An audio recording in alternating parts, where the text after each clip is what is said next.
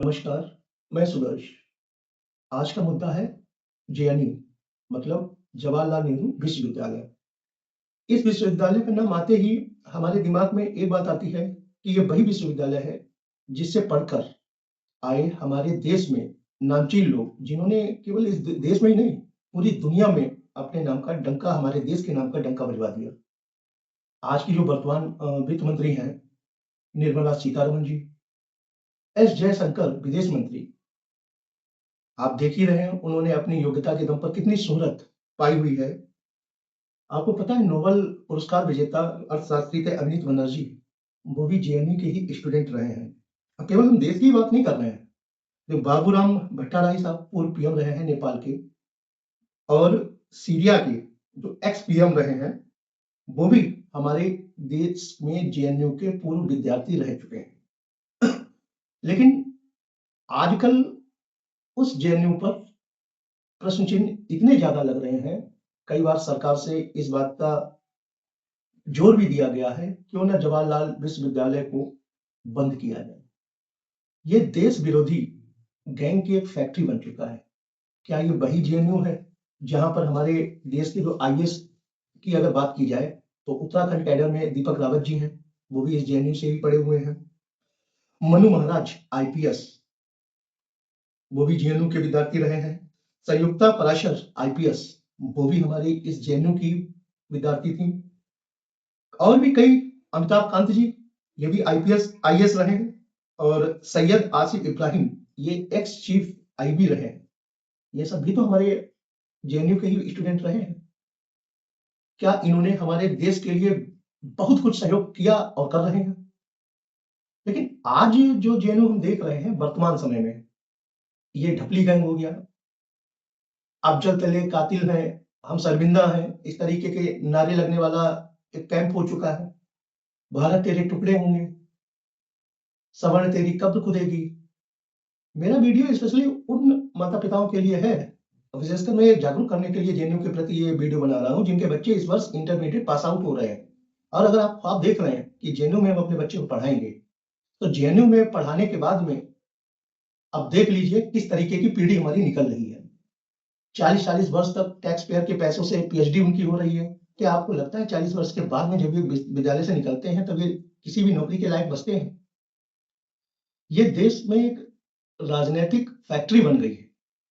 अरे भाई, विश्वविद्यालय ने छात्र राजनीति को मान्यता इसलिए दी थी, एक बार कोर्ट ने रोक भी लगाई थी, लेकिन छात्र राजनीति जीवन की मान्यता इसलिए दी गई थी कि छात्र अपने हक के लिए लड़ सकें। उनके साथ में अगर यूनिवर्सिटी मैनेजमेंट किसी भी तरीके का गलत निर्णय ले तो उसके लिए, उसके विरोध में अपने हक के लिए लड़ सके। कोई छात्र जिसके साथ में अगर अन्याय हो रहा है उसके अधिकार के लिए लड़ सके। लेकिन ये छात्र राजनीति कब देश विरोधी राजनीति बन गई, ये तो पता ही नहीं चला। छात्र राजनीति को छात्र अपने विश्वविद्यालय लेवल पे रहने चाहिए, जो उनके मुद्दे हैं शिक्षा से जुड़े हुए उसको लेके प्रोटेस्ट करना चाहिए ना।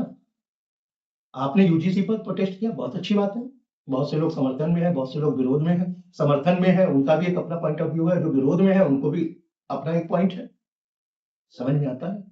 लेकिन जब देश विरोधी तत्व यहाँ से निकलने लग गए, कन्हैया कुमार जी के जैसे लोग जो देश के टुकड़े टुकड़े करवाएंगे, तो क्या आपको नहीं लगता है कि जेएनयू जैसे विश्वविद्यालय पर सोचने की अब जरूरत है? लोगों को एक राय रखने की जरूरत है कि क्या जेएनयू जैसे विश्वविद्यालय की जरूरत है हमारे देश में, जो हमारे देश को एक अच्छे योग्य विद्यार्थी नहीं दे पा रहे हैं। वो एक राजनीतिक फैक्ट्री बन चुकी है जो कल को हमारे देश विरोधी गैंग में शामिल होते जा रहे हैं। यूजीसी के आप प्रोटेस्ट में देख लो, मैक्सिमम लोग आपको 40 वर्ष के ऊपर मिलेंगे। मैं ऐसा नहीं कह रहा हूँ कि जेएनयू में सारे इसी तरीके के लोग हैं, लेकिन जो पढ़ने वाले बच्चे हैं, क्या ऐसे ग्रुप की वजह से पढ़ पा रहे हैं? लेफ्ट वाले अपना प्रोटेस्ट कर रहे हैं, एबीपी वाले अभी 2-3 दिन पहले की ही बात है। रात को 1:30 बजे प्रोटेस्ट हुआ और विश्वविद्यालय के अंदर किस तरीके से हमले छात्र ग्रुप में आपस में हुए। तो अब जेएनयू को लेके हमारी सरकार को, कोर्ट को सोचना चाहिए और एक ऐसा निर्णय लेना चाहिए जिससे कि जो जेएनयू की छवि धूमिल हो रही है उसको बचाया जा सके। ये पुनः देश विरोधी गैंग का अड्डा ना बने। यहाँ पर शिक्षा के लिए भी एक आयु सीमा का मापदंड बनना चाहिए। आप आरक्षण की वजह से जो आपकी उम्र का फायदा ले रहे हो, आप खुद ही बताओ 40-45 वर्ष के बाद में आप देश को क्या दे रहे हो? अपने, ना तो आप अपने परिवार को कुछ दे पा रहे हो, क्योंकि आपके भी माता-पिता ने ये सोचकर ही उस विश्वविद्यालय में भेजा होगा कि मेरा बच्चा किसी लायक बनेगा, हमारे घर का सहारा बनेगा। लेकिन उनको क्या पता है आप सहारा उनका तो नहीं बन पा रहे हैं। लेकिन देश विरोधी गैंग जो बन रहा है, ढपली गैंग, टुकड़े होंगे गैंग, उसका आप हिस्सा ज़रूर बन रहे हैं। तो अब हमारी अपने जो फॉलोअर्स हैं, हमारे फेसबुक के भाई लोग हैं, एक बार ज़रूर ये राय व्यक्त करें, अपने विचारों को कमेंट्स के माध्यम से ज़रूर साझा करें। क्या जेएनयू अब सरकार को जेएनयू पर एक कठोर निर्णय लेने की आवश्यकता है कि नहीं है? और डायरेक्ट सरकार की ही दखलअंदाज़ी इसमें नहीं हो पाएगी, इसमें कोर्ट को भी अपनी दखलअंदाज़ी करनी पड़ेगी। नमस्कार।